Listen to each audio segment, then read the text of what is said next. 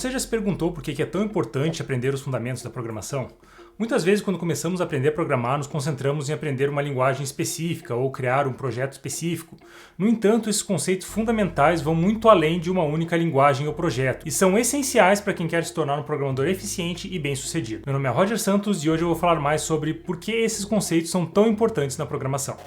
Bom, um dos conceitos fundamentais da programação são os algoritmos. Algoritmos são conjuntos de instruções que nos permitem resolver problemas e realizar tarefas específicas através da computação. Eles são utilizados em praticamente todas as linguagens de programação e nos ajudam a criar soluções eficientes e escaláveis para os problemas que enfrentamos. É importante ter uma boa compreensão de como criar e implementar os algoritmos para poder resolver os problemas de maneira eficiente. Além disso, é importante lembrar que diferentes algoritmos podem ter diferentes níveis de complexidade e eficiência.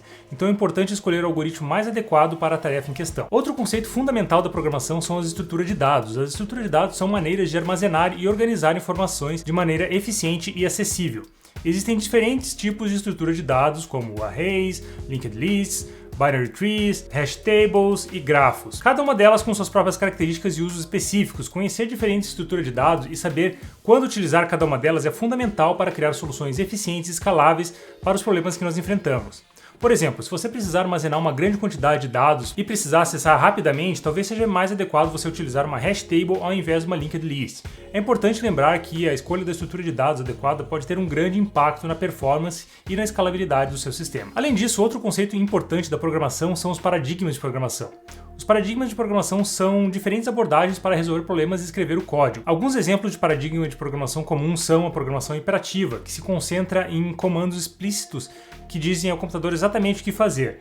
A programação orientada a objetos, que se concentra em criar objetos que possuem propriedades e comportamentos. E tem também a programação funcional, que se concentra em funções e se baseia no conceito de avaliação de expressões.